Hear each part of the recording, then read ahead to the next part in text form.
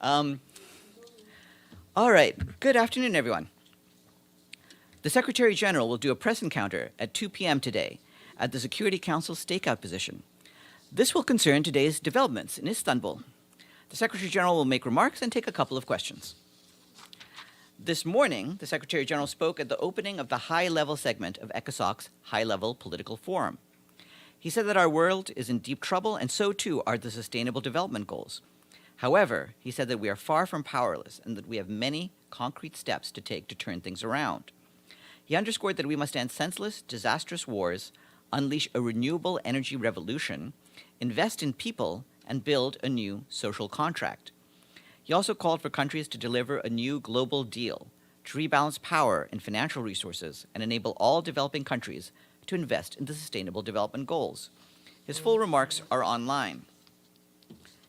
In a press briefing earlier today, the head of the peacekeeping mission in the Democratic Republic of the Congo, Bintou Keita, strongly condemned the recent attacks in North Kivu and Ituri and emphasized the need to maintain military pressure on armed groups. The UN mission continues to proactively deter violence alongside the National Defense Forces, particularly in the Kabindi Bridge area and in Rumangabo, in Rutshuru territory, to counter the M23 group and to provide security to local communities. Ms. Keita reiterated the need for M23 and all armed groups to lay down their weapons unconditionally, as well as to ensure a coherent regional and international response to sustain security and stability in eastern DRC. The surge of attacks has sparked demonstrations by people concerned for their safety in parts of North Kivu. In response, the mission continues to engage with local stakeholders to diffuse tensions and combat disinformation, which hampers the mission's ability to carry out its work to protect civilians.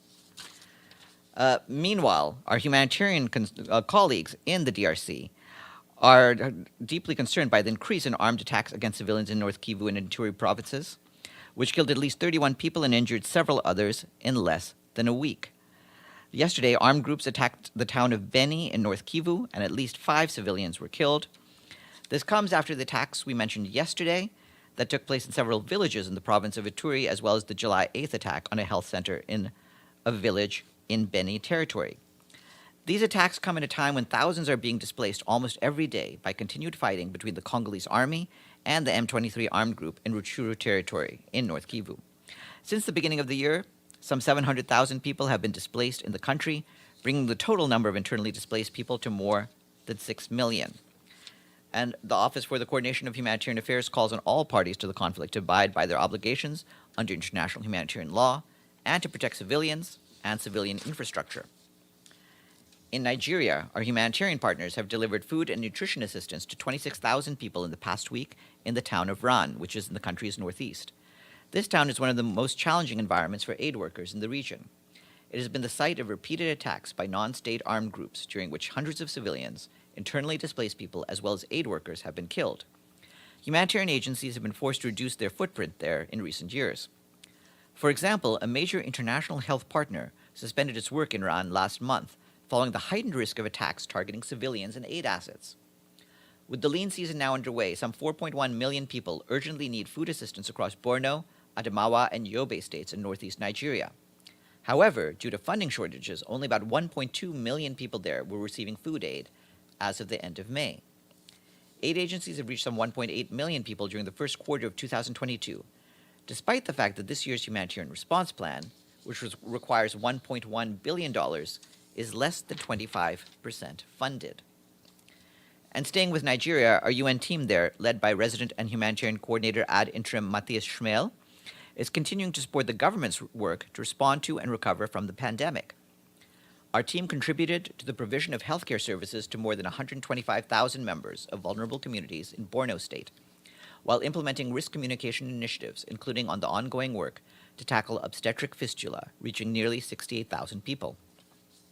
On the socioeconomic front, the International Fund for Agricultural Development provided more than $1 million to vulnerable smallholder farmers to sustain and boost production, while UNFPA ensured that support to sexual and reproductive health services continues to be provided.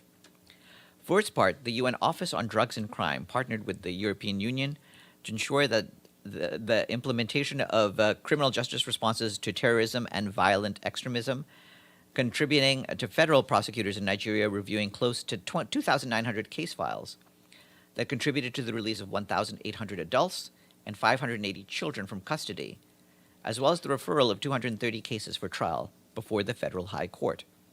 For its part, the UN Information Center trained more than 300 journalists, 37% of whom are women, on the Sustainable Development Goals. From Afghanistan, our humanitarian colleagues there tell us that the rate of flash flooding has increased in the past week. Since July 5th, flash floods have killed 39 people, including 9 children, across 5 provinces. Some 2,900 houses have been damaged or destroyed. Humanitarian partners are mobilizing resources to respond to the needs and are focusing on emergency food assistance. The Afghan Weather Agency has warned of thunderstorms and heavy rain for the next week in the southeastern and eastern regions, which are still reeling from the impact of the July 22nd earthquake. Also in Afghanistan, in Bamiyan province, our humanitarian colleagues continue to help internally displaced people who fled their homes due to fighting in Balkhab in the Saripul province in the north of the country. The UN Refugee Agency has provided tents and other supplies to more than 4,000 people, while the World Food Programme delivered food to nearly 2,000 people. For its part, the UN Children's Fund has provided health care, protection, and nutrition assistance to more than 500 people. On Ukraine, the UN Refugee Agency today released a report showing that the majority of refugees from Ukraine hope to return home as soon as possible. However, according to UNHCR, around 2/3 expect to stay in their current host countries until hostilities subside and the security situation improves. The report shows refugees consistently expressing concerns about their futures due to the ongoing war, which is preventing them from making secure, long-term plans. The UN Refugee Agency's work in the region to help refugees and forcibly displaced people inside Ukraine supports and complements government's responses alongside the UN and NGO partners. Since February, UNHCR has assisted more than 1.5 million people across Ukraine, expanding protection, housing, and assistance programs, especially to reach those living in the areas hardest hit by the war. The current focus is on preparations for the forthcoming winter. More information online. UNESCO today released a report on the distortion and denial of the Holocaust on social media platforms. The report, which was done in partnership with the World Jewish Congress, reveals that this hurtful content is present on all platforms, but that moderation and education makes it possible to significantly reduce these phenomena. The report focuses on 5 platforms: Facebook, Instagram, Telegram, TikTok, and Twitter, and demonstrates that Holocaust denial and distortion is massive on Telegram, a platform known for its lack of moderation and unclear user guidelines. Nearly half of all the content in this platform denies or distorts facts.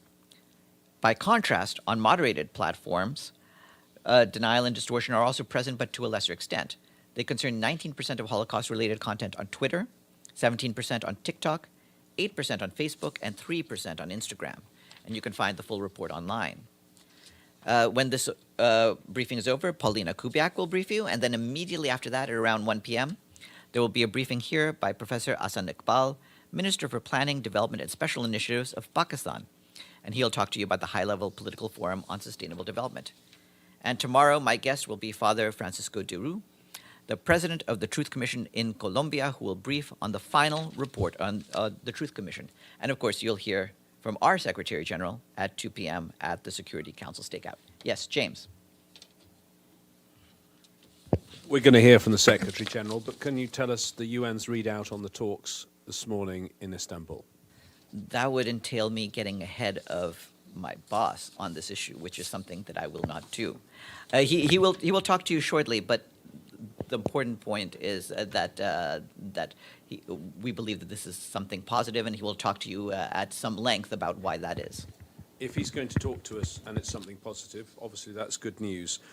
Could we request some background briefing, a briefing note or a background briefing on exactly how this proposed deal is going to work? Because we have lots of technical questions that I don't think the SG will have time at a stakeout to answer, and it would be most useful if someone was available to answer those questions from OCHA or somewhere else. I'll see on the humanitarian side whether there's any way that in the next day or so whether we can set something up. If we're reporting on something, we need someone to brief us within an hour of the Secretary General. I mean, honestly, if you want proper reporting on this, we need some background. The thing is on that, the person who's sheet, best... whatever. Yeah. I'll see whether we can get something like a fact sheet. Where is Mr. Griffiths? I believe he's in Istanbul. Oh. But yes, we'll try to just score whatever material we can get. Okay, yes, please. My name is Nasir, and I'm from Bold TV. As you mentioned that there are human rights violations in different parts of the world, like especially in Africa, but you have not mentioned the recent escalation in violent acts in occupied Kashmir. Today, the ambassador of Pakistan to the United Nations wrote a letter to the Secretary General on these escalations of human rights violations, especially with the minority group and the Muslims. And today is the Martyr Day of the Kashmir as well. So, do you have any comments on that, sir? Just nothing beyond saying that our human rights colleagues have raised the issue of human rights in Kashmir. I would refer you to what the High Commissioner for Human Rights, Michelle Bachelet, has been saying, and we subscribe and support her views on this. Is there anything else and anything in the chat? If not, I wish you all a good afternoon and see you at 2 p.m.